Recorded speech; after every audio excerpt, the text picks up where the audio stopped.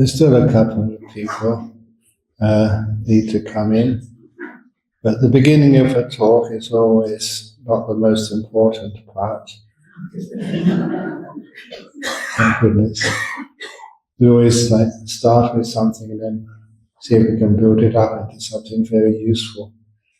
And I've already mentioned what I'm going to talk about today as we're building up just on something like Anapanasati. That after coming to that 11th stage of Anapanasati, of Samadhaham Chitta, stilling that nimitta, that's the way you perceive the chitta at that time. Then the next stage is Vimochayam Chitta. And that means that liberating the mind. What does that mean? What does that mean? Not just a translation. It's actually freeing the mind from the five senses. Freeing that sixth sense from the world of stuff so that we can see what it's like. It's similar to that simile I've been saying several times already, that when you're born in prison, spent all your life in prison, and know nothing else but prison, the jail seems to be just ordinary. But then, in this simile, which I wrote a long time ago, that the prisoner is doing very well in jail. He finds a nice lady prisoner, they go out together, inside the prison, of course, never outside. And they like each other, they get married, they have a few baby prisoners.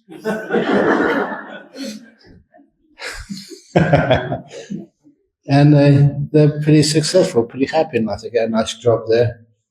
But then one day, even though he's in prison, he sees there's a little loose stone, a loose tile on the floor of the cell in which they live. He lifts it up and finds out there's a tunnel there underneath. And in the way I wrote this story, please never get offended. I try my best to pay the highest respect to these people. That he finds this tunnel was made by a prisoner so many years ago called Zach Yamuni.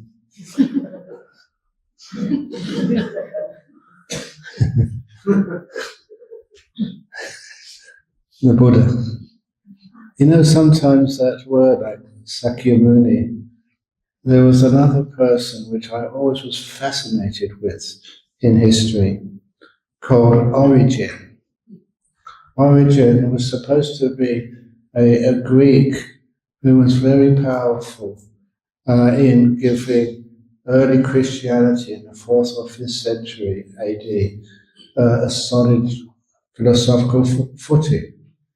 However, no one knows too much about this Origen, except that he believed in rebirth, which at that time was kind of strange for a powerful, well-respected Christian to have such beliefs. And it was because of his outspoken belief in rebirth, or reincarnation, whatever you wish to call it, that he was, all his works were burnt by the church, but nevertheless, he was still always remembered. So much so that in the college in Cambridge where I went to study, in Emmanuel College, I remember going inside, please come in, going inside the chapel there. The chapel was built by Sir Christopher Wren, and they had 4 stained glass windows. And one of the people in that stained glass window was this Origen. I wondered why he was still so revered. But anyhow, when you look at his history, he was very famous, but no one knew who his teacher was. They knew this guy's name. He said he was taught by this person called Ammonius Saccas. Okay, you've got it already. And who could Ammonius Saccas be, who taught him rebirth and many other amazing things? And as you all know, that sometimes the order of our names sometimes gets mixed up. In my passport, my name is Bhikkhu Pamawangsa, but sometimes they get it the other way around, Pamawangsa Bhikkhu. Doesn't really matter, but when you have Ammonius Saka and you turn it around the other way, Sakamonius, what does that sound like to you? Yes. And he was one of the early saints of the Christian church. But anyway, that being by the way, that sometimes that we want to find out, this is a Sakya Muni in this simile of a cave or tunnel dug under a prison. That was, of course, the instructions for that tunnel was the Eightfold Path. You have to have the right view if you're going to navigate that tunnel. And you got number 2. What's the second factor of the Eightfold Path? No. Please, whenever I ask a question, be quiet. It's always a trick question. I'm sharing this with you because I make these decisions not easily. The best rendering of Sammasankappa is right motivation, where you're coming from. Because there's 3 right motivations which make this the second factor of the Eightfold Path. And the first is renunciation, letting go. And that was emphasized to me by Ajahn Brahm, who always said, please remember, when you meditate, you don't meditate to try and get something. You meditate to let go of things. So don't even think of attainments, but how much can disappear. And that's such a rare teaching. A lot of other people say, they come here, they know I teach about nimittas and jhanas, so they come here to achieve a jhana. That's wrong. You let go of everything else, and then the jhana is what's left. You don't attain the jhanas. You renounce all these 5 senses. You let go of wanting, and then you find peace. You can't want peace. That's an oxymoron. You let go of wanting, and the thing which is left is peace. So that was the first of the second factor of the Eightfold Path. Renunciation, letting go, not accumulating more, but lessening the burden of what you own. And the second one is kindness and then gentleness. Beautiful. That's one of my favorite factors of the Eightfold Path, number 2. And then from there, you can imagine that that's what you have developed. And all the precepts come so easily. And you don't want anything for yourself, you're kind and you're gentle. That the right speech, right action, right livelihood come just automatic. And the same with this thing we call right effort, which I don't think it deserves the word effort, but it's never doing anything which creates unwholesome states in the mind, but keep good things in the mind. Which means that by this time, your hindrances are getting very weak. And so the next factor of the Eightfold Path after this right effort is the right mindfulness. And as I mentioned already, if you ever look carefully at the Satipatthana Sutta, you see that every one of those 4 Satipatthanas begins by Loke Abhijja Dhammanasa, having lessened, having, what's it called? Vinaya, having, lessened, diminished the 5 hindrances. And of course, by that time, if the 5 hindrances are very weak, your mindfulness is naturally strong. That's why you don't have to, do something. just the whole world starts to open up to you.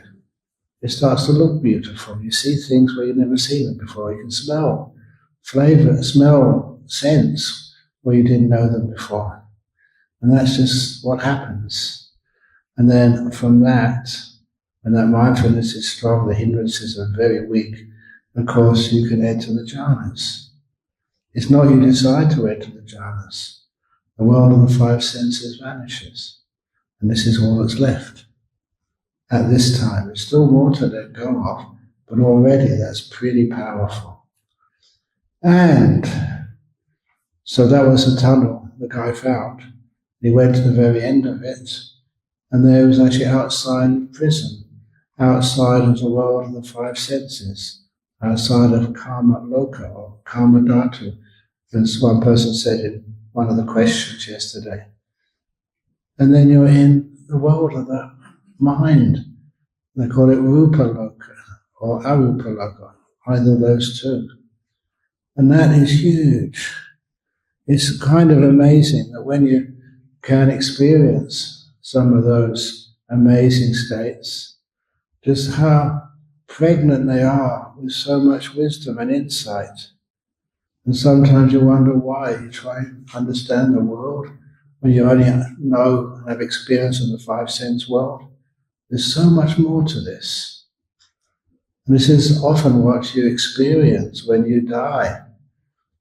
I mean, physically die. Your five senses are gone for a little while. The mind makes up five senses for you afterwards. But at that particular time, there's no sight, sound, smell, taste, touch. That's kind of how you may experience after death. But there's no sense of physical pain or disturbance as you used to have, especially if you're an old person before you die. It's this kind of liberation of freedom.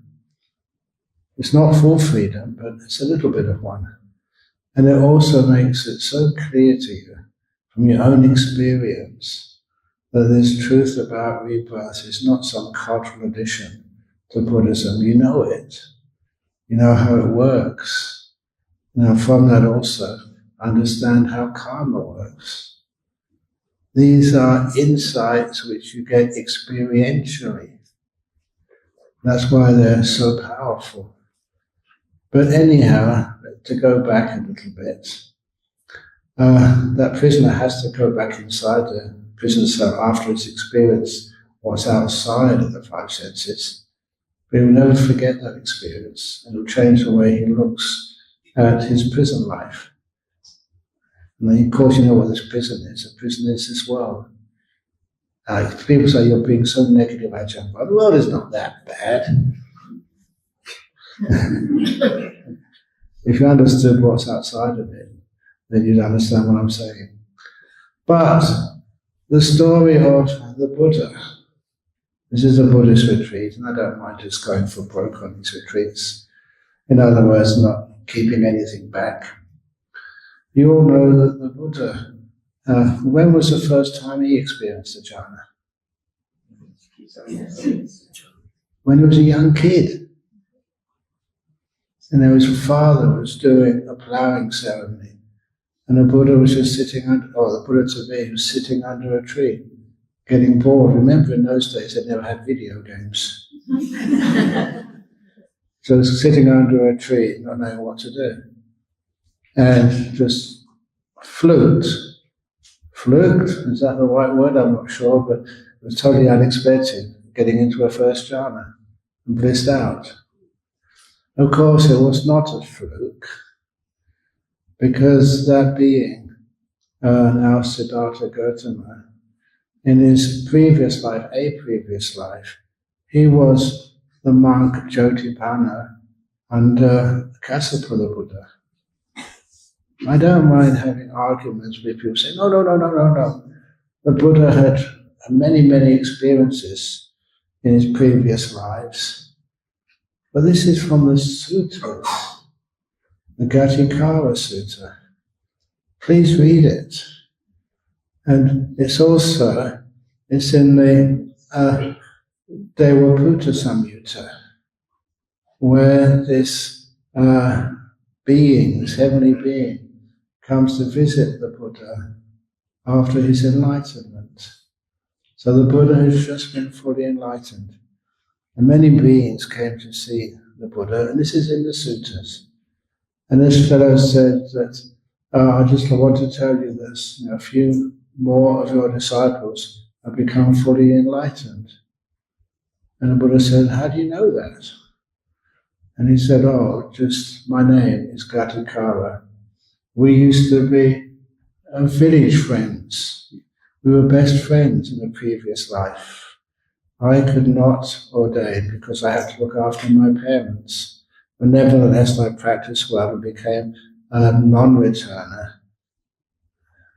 And I've just come down from the Sudawasa to congratulate you. But also, because you were my best friend. But also, that you were Jyotipala. And my best friend, you ordained. Became a bhikkhu under Kassapa the Buddha.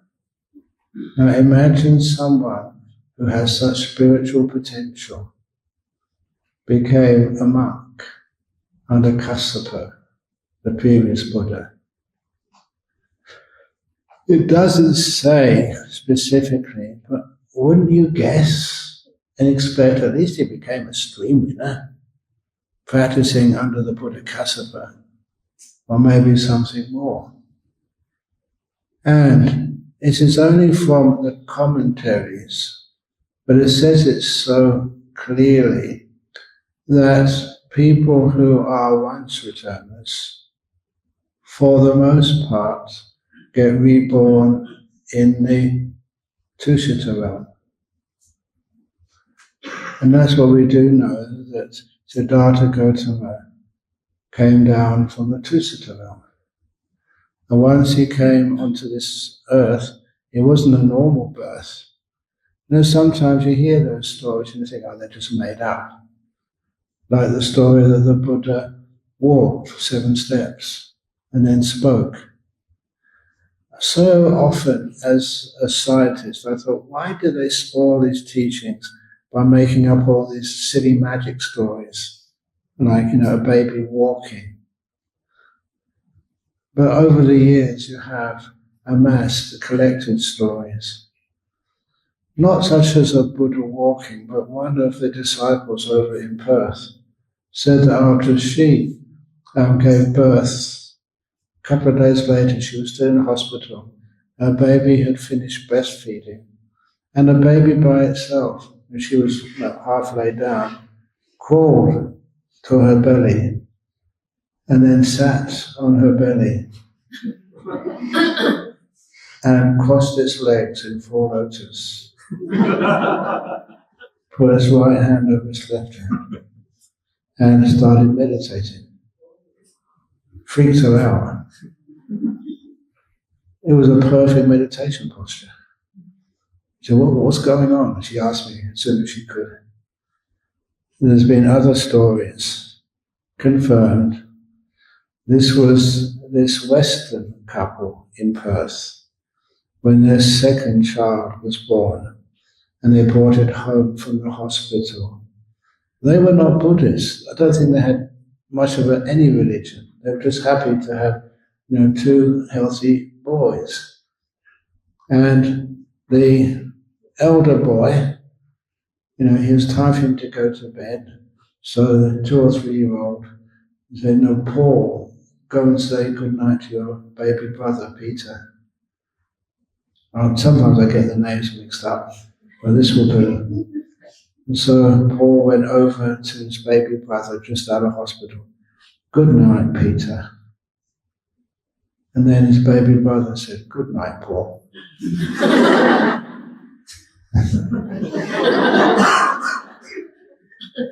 And there was another couple of parents who were freaked out. But they hadn't finished yet. Because they couldn't believe. Did they imagine that? There's 2 of them. Did they imagine that? And without any prompting, the elder brother Peter said again to his baby brother, good night, Peter. And the baby brother said again, this time with both of them paying 100% full attention, as you do when you're shocked. when you hear something which is kind of impossible, paying full attention, and the baby brother said again, "Good night, Paul." And when they told us that, they said also, it wasn't like in a baby voice. It was like in an adult voice, which was a weird part of this. But of course, he never spoke again until it normally speaks. But that really shocked them. And they weren't Buddhists. They thought the Buddhist monks could maybe understand what was going on. So all these kind of stories give me the sense that maybe there was some truth to this after all. And when the Buddha, when he walked, what did actually he say?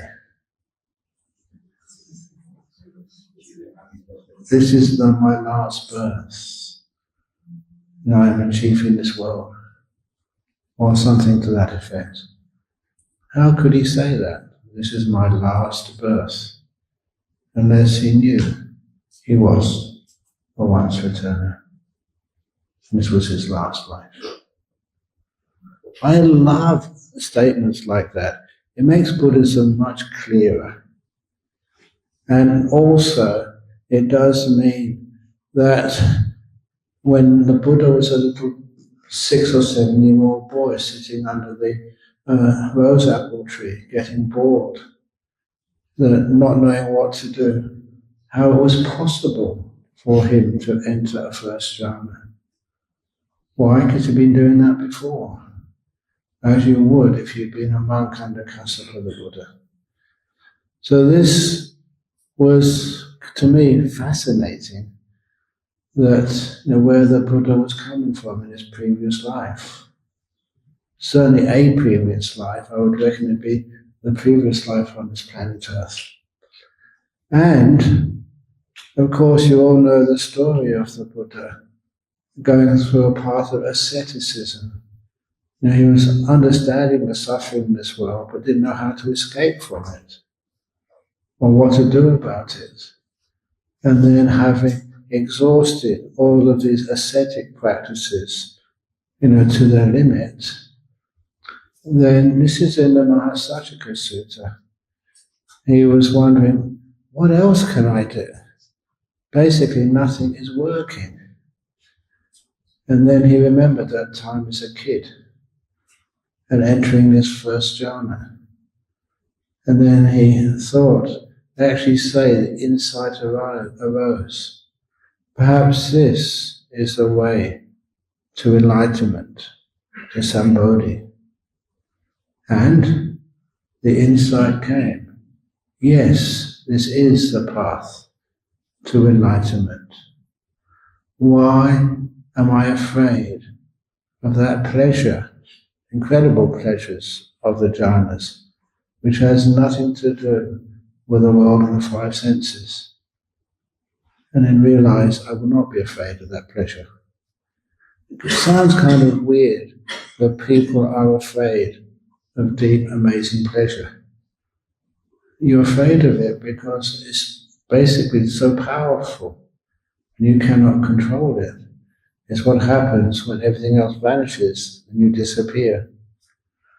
I love stories about this because once at Bodhinyana Monastery, we allowed, in the early days, we allowed a gentleman to come and stay for a few days because he was a heroin addict.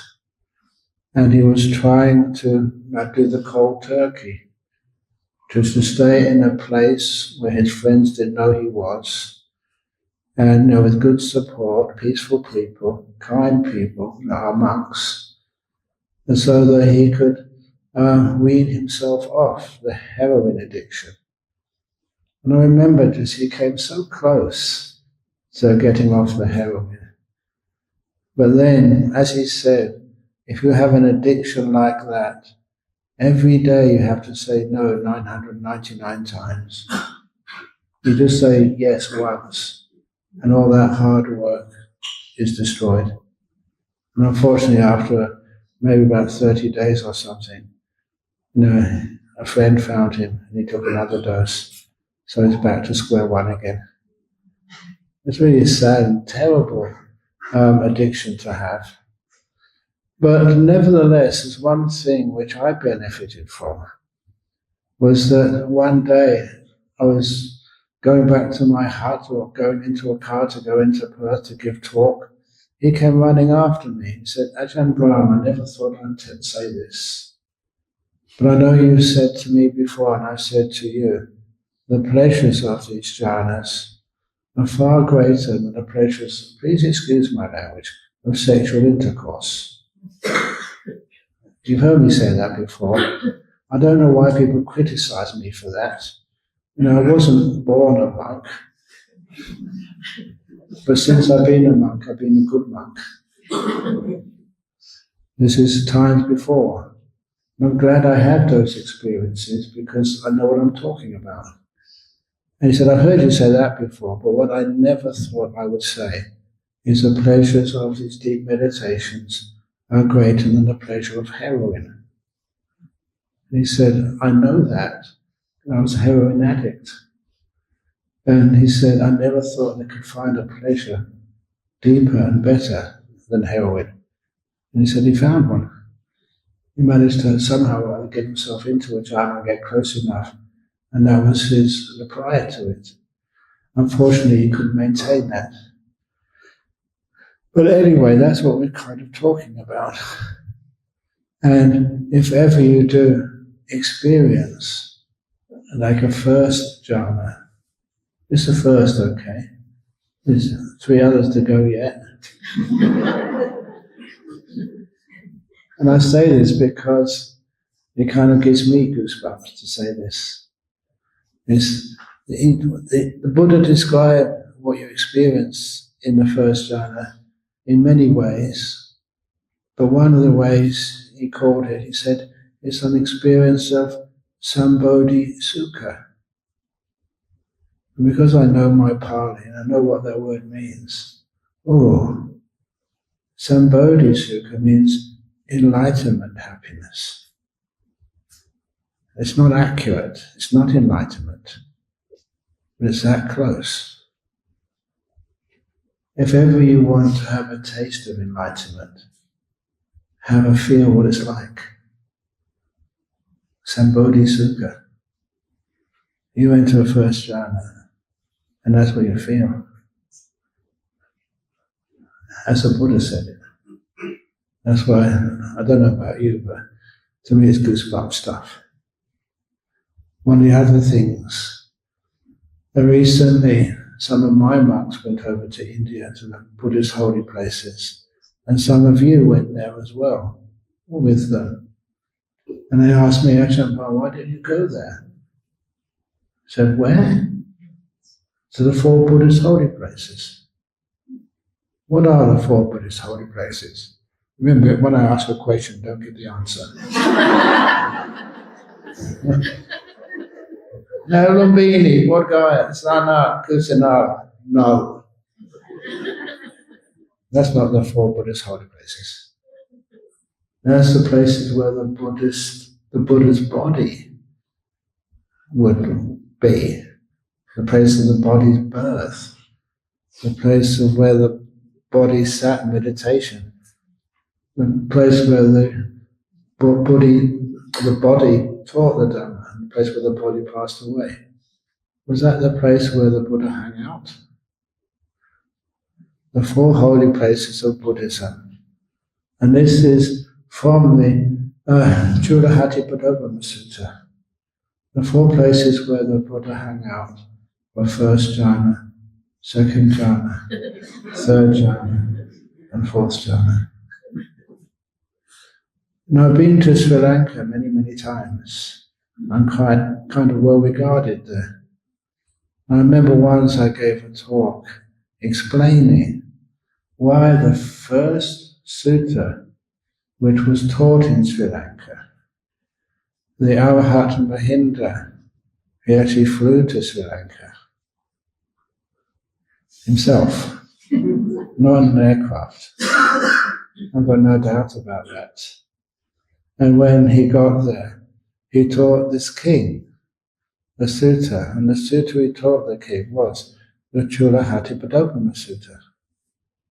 But sometimes we wonder why. Why that sutta? Which says where the Buddha lived. First jhana, second jhana, third jhana, fourth jhana. That's where you find what a Buddha is. These are powerful states of mind. My problem is that many people think that you, lay people, have got no chance of getting into a jhana. And I think that is so unfair and untrue. So for many years now, I've taught the ways into jhanas. Every now and again, some of you do that. You actually enter those jhanas.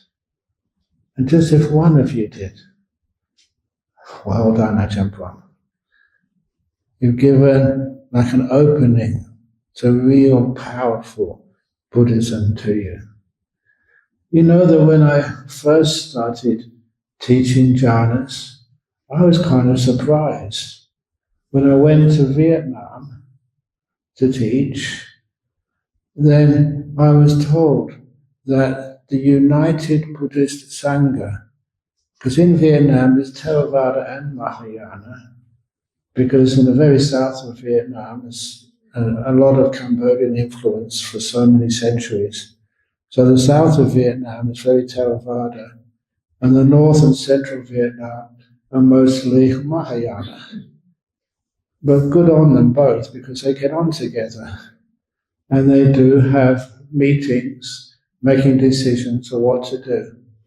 And for Buddhism in Vietnam, one thing they decided was not to ban teaching jhana to lay people.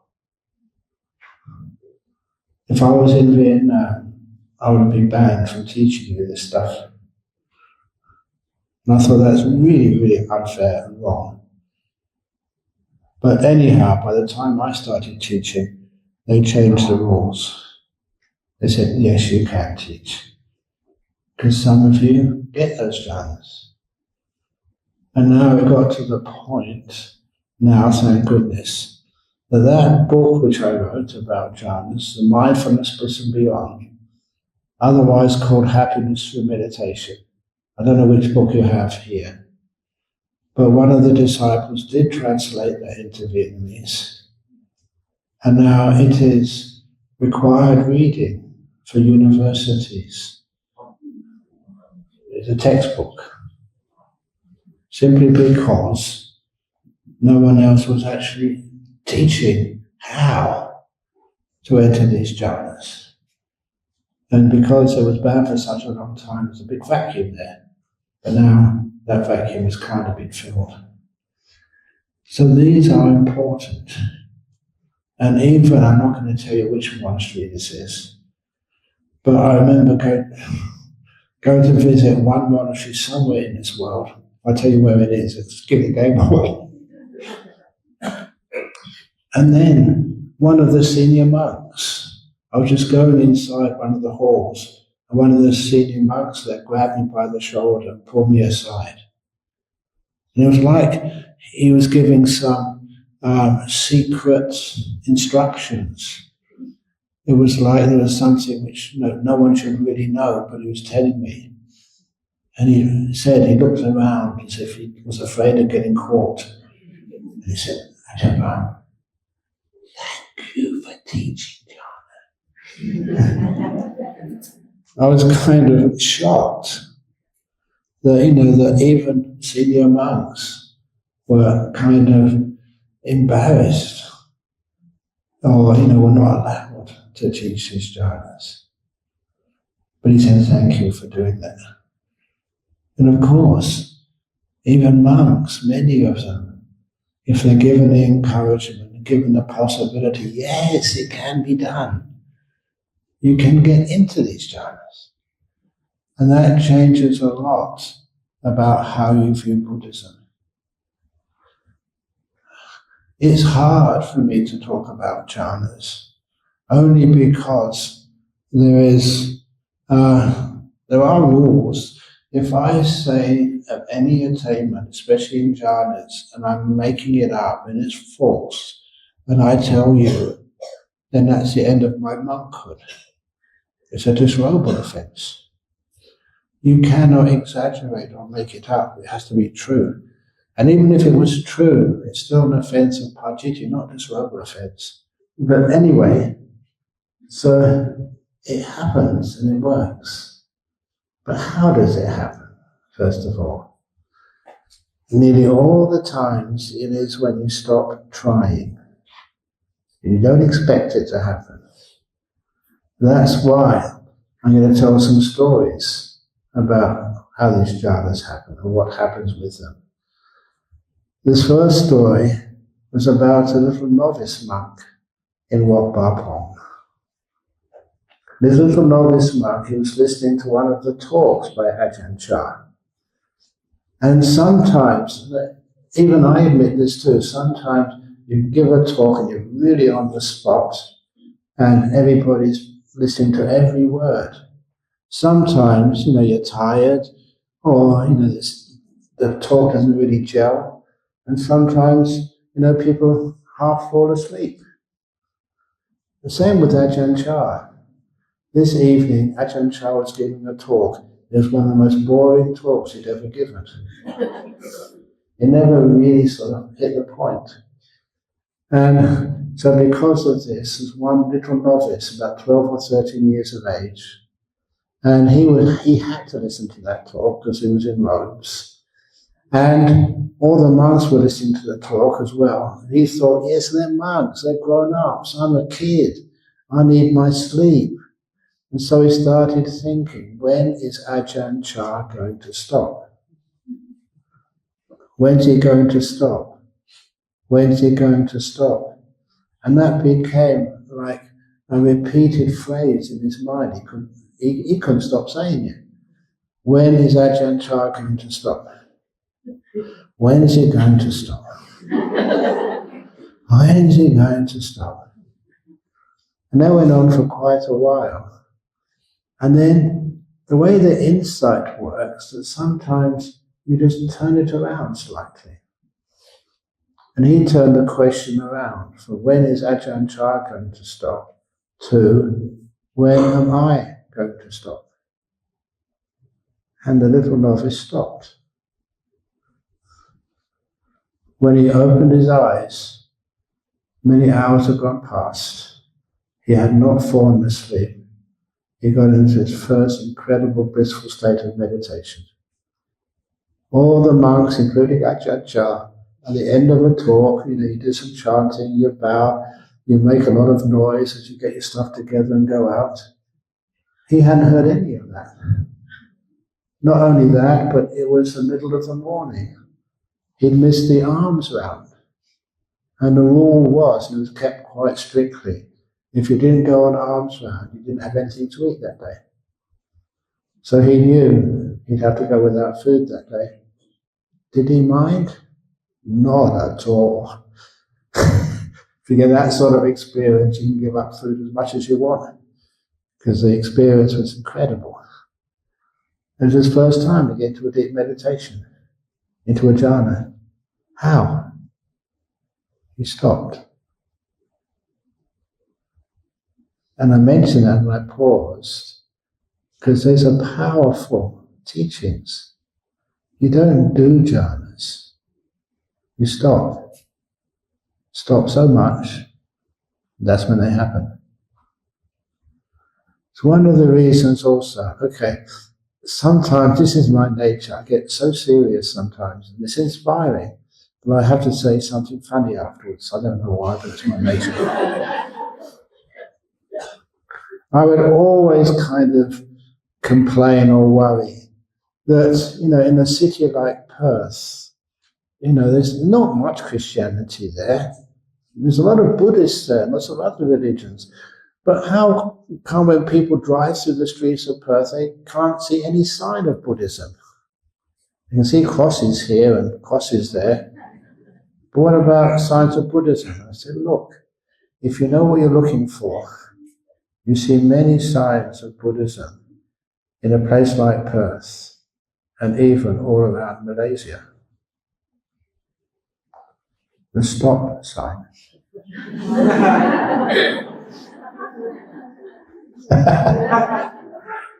Now, honestly, if you understand what stop means, and you really do stop, that's a powerful teaching of meditation.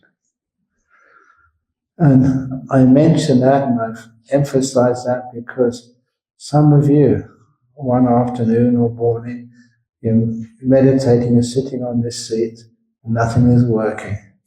So let's try this, or let's try that. And hopefully, because of what I've just said, you might think, let's stop. If that happens, you'll come afterwards, find me, Ajahn Brahm.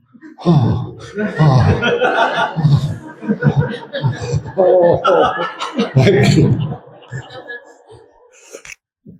Because that was that Malaysian, a nun said to me after she got her first jhana, this is what happens, it's huge. And the very fact that you are able to, some of you by chance, I don't know why, but can actually experience that, that makes me want to come again and again and again and again. It's my joy. I don't get joy. Please excuse me, you've been looking after me with all the nice food you've been getting me. Been treating me extremely well. But what I really get off on is when one of you come up, and sometimes the people I least expect. The afterglow. Could you actually touch me? What the Buddha touched? Getting to know real Buddhism. Don't care what you call it, Mahayana, Theravada, Vajrayana, any yana. This is powerful stuff. And as I was saying again, how it happens, you usually get close. You get kind of still. Reasonably still. For that novice, when is this going to stop? When is this going to stop? That repetition always became like a mantra. And it blocked out so much other stuff of his five senses.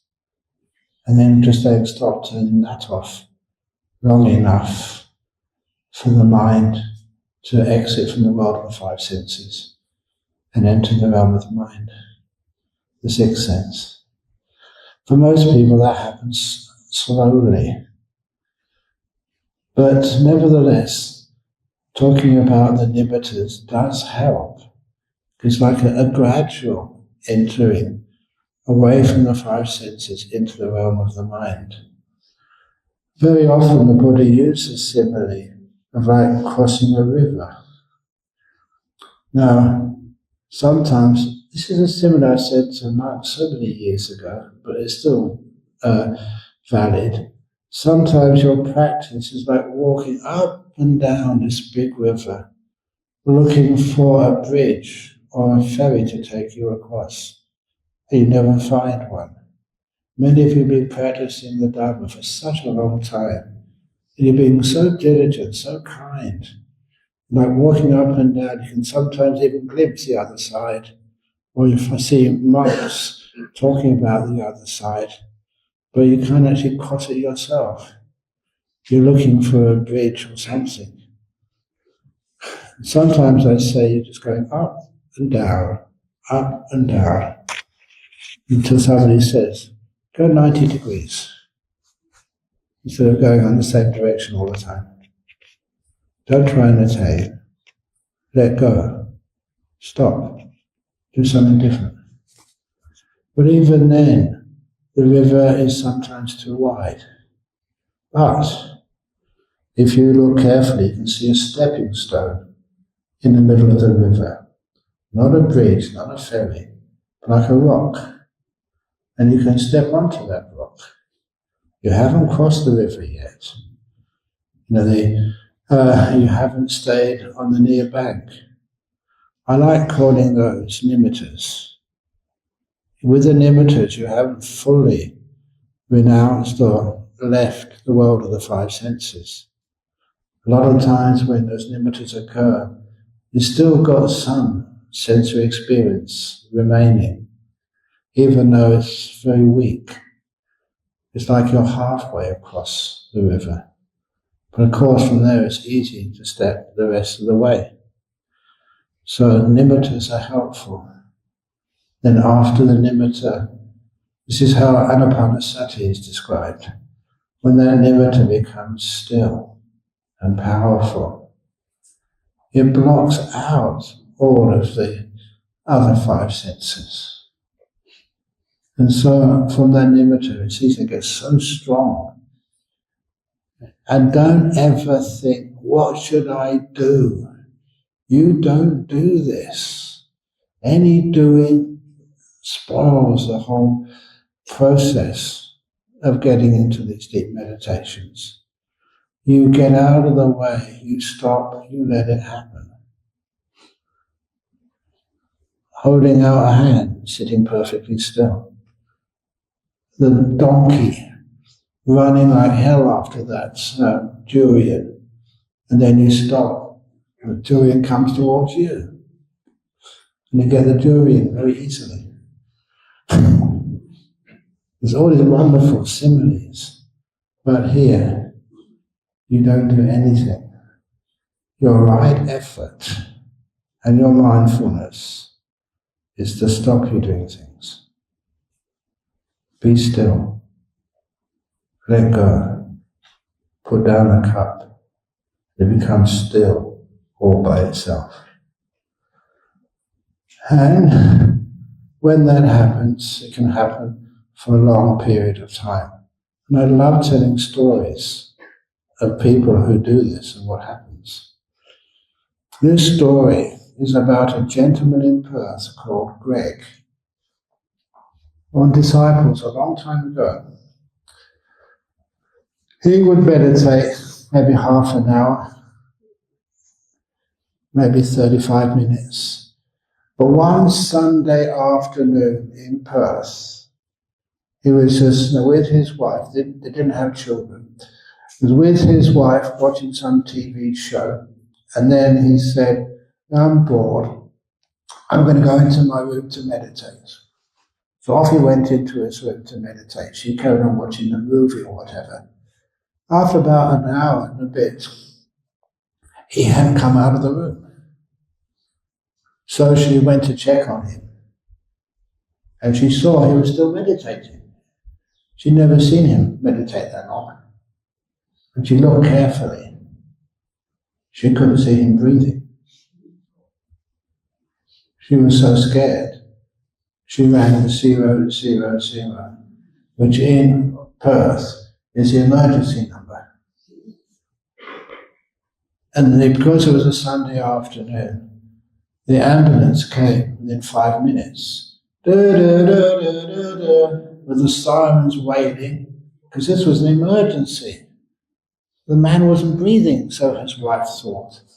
And so the medics ran into the room, they checked him, and the medics weren't soft, like I would be, if you weren't breathing.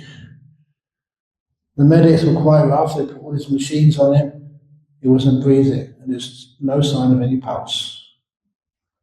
So they put him straight into the back of the ambulance. His wife was really worried now, and as fast as they could, going through all the red lights to the hospital, which was, for those of you who know, that was the Charles Garden Hospital they went to. They went into the emergency room, triage people took one look at him, no pulse, no breath. So they put the big machines on him, flat line.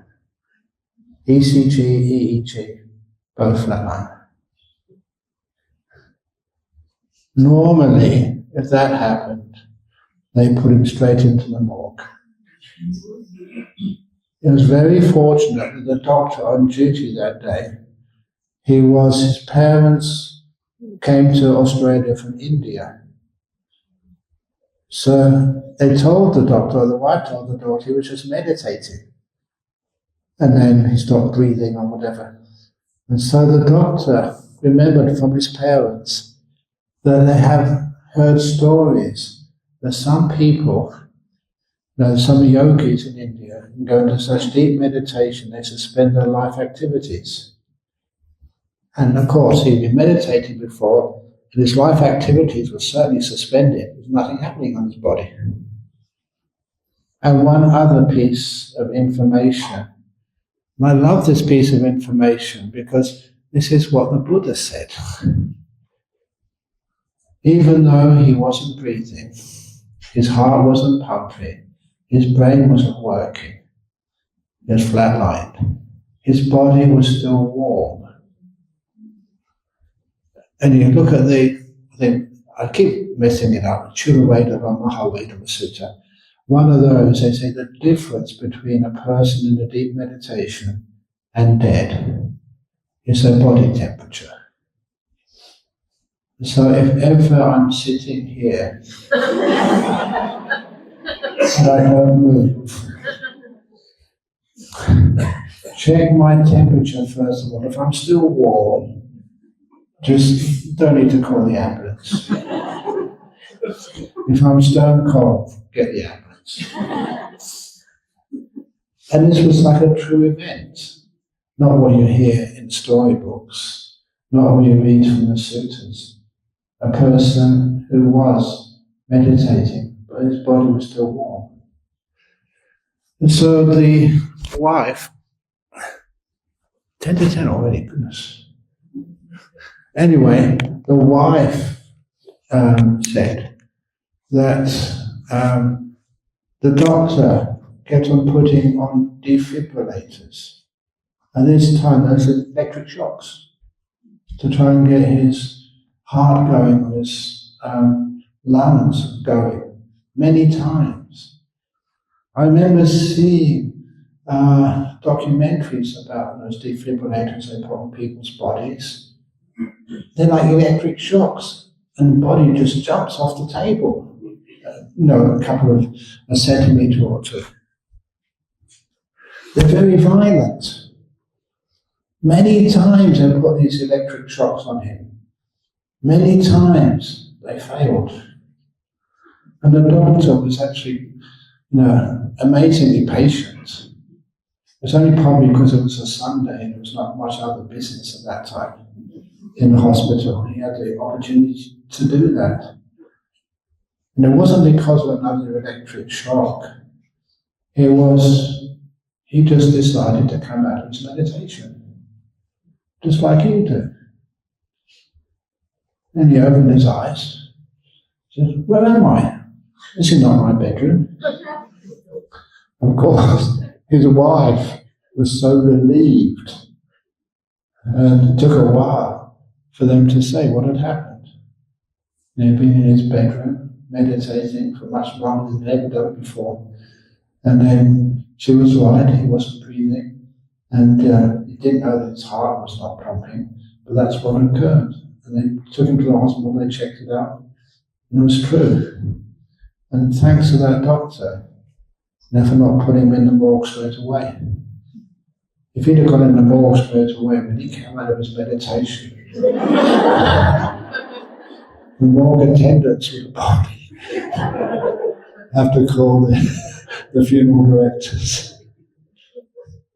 But he was fine. And I did ask him, were you aware during that time? When you were meditating and been taken to the hospital and having defibrillators on you, electric shocks on your body? He said, I was fully aware, but not of my body.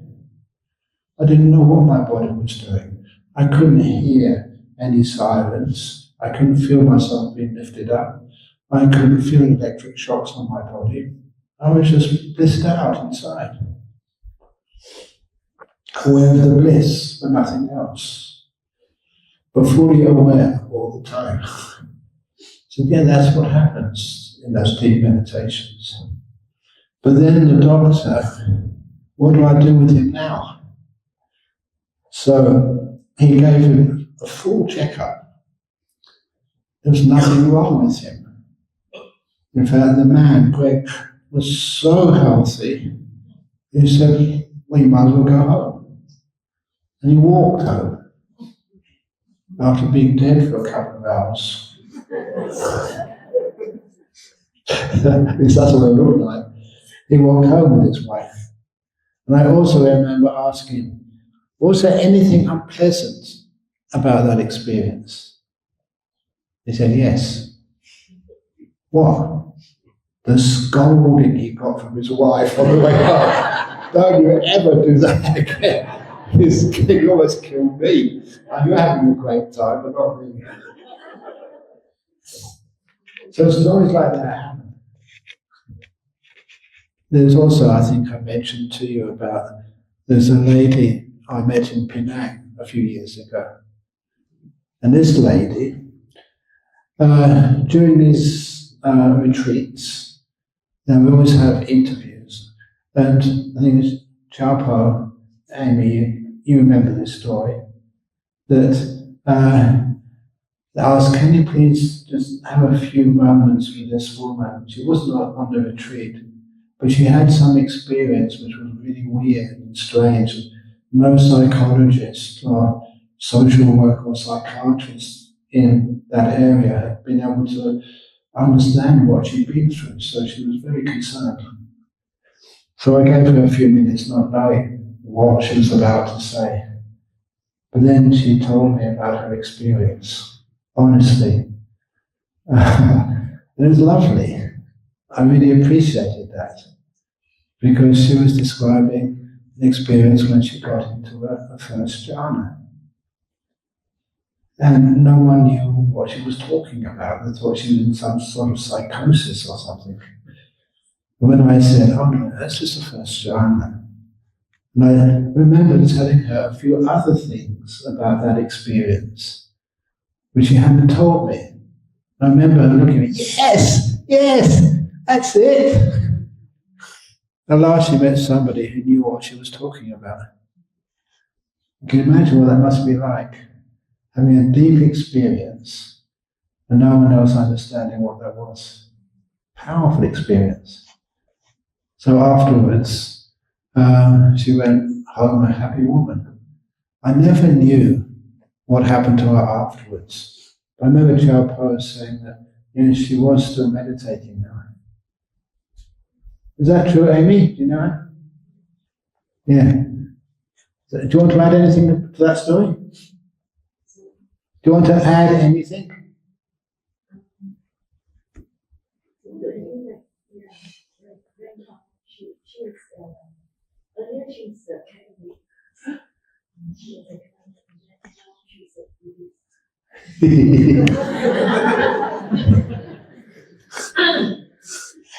Of course, when somebody understands what you're being in, it's a powerful experience. I should understand that happening. But anyway, this is what you got a question. How does a Catholic get this jhana? Easy. It doesn't matter what you call yourself. So the description of this jhana was. Well, the thing is, the description was accurate, their description, but no one else understood what they were talking about. Imagine you got a real first jhana and you told a Catholic priest that.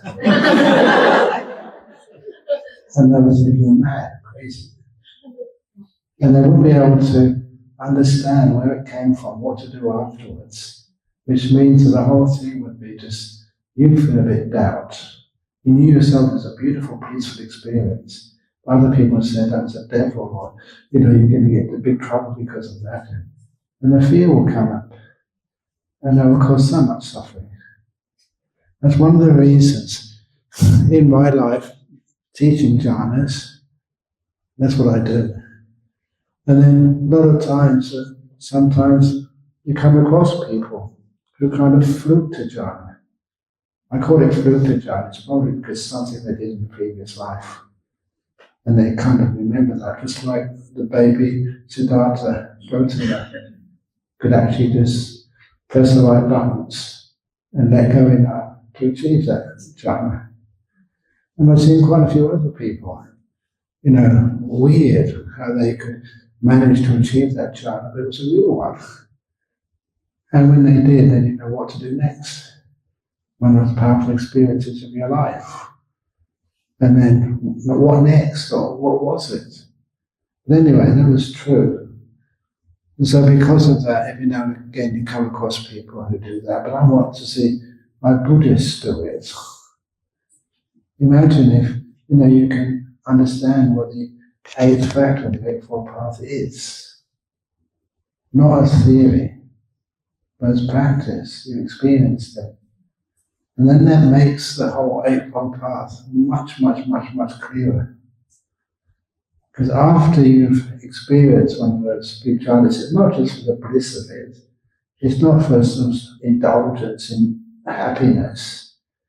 It's because you've had that experience that your five hindrances, they have vanished for days. And because they vanish for days, you have this incredible opportunity to actually just see things as they truly are. Somebody asked me that question. What is seeing things as they truly are? He said this is caused and conditioned by the experience of jhana.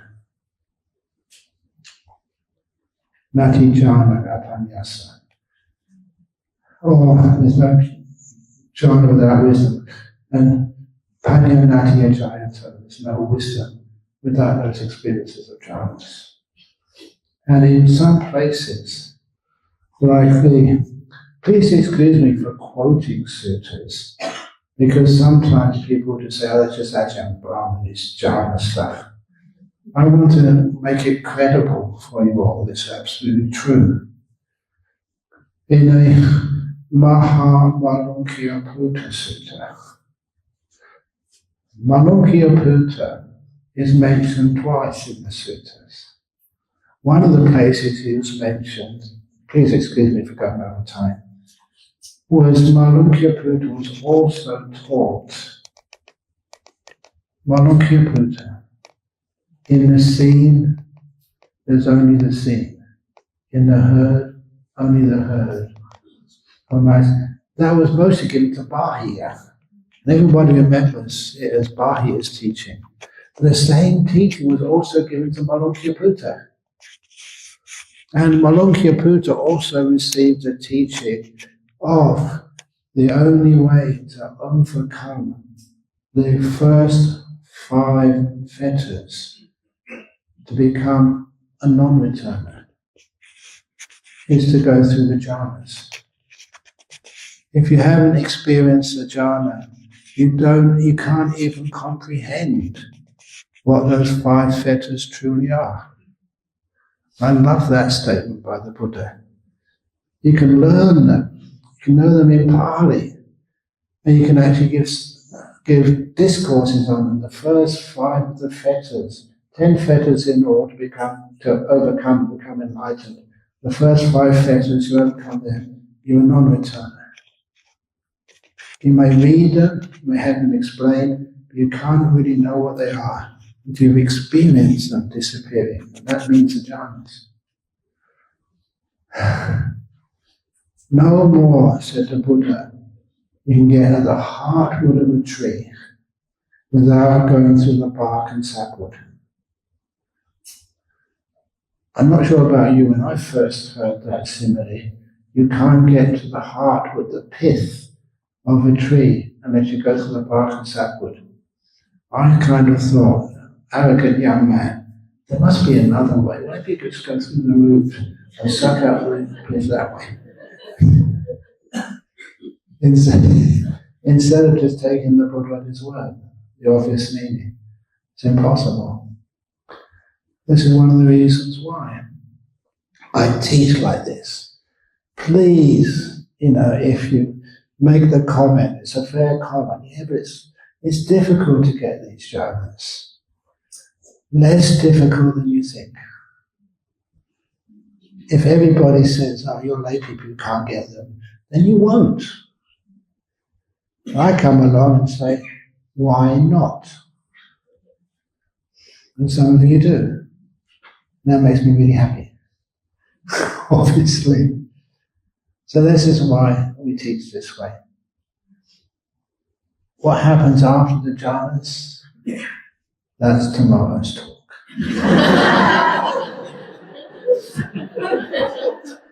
Thank you for listening.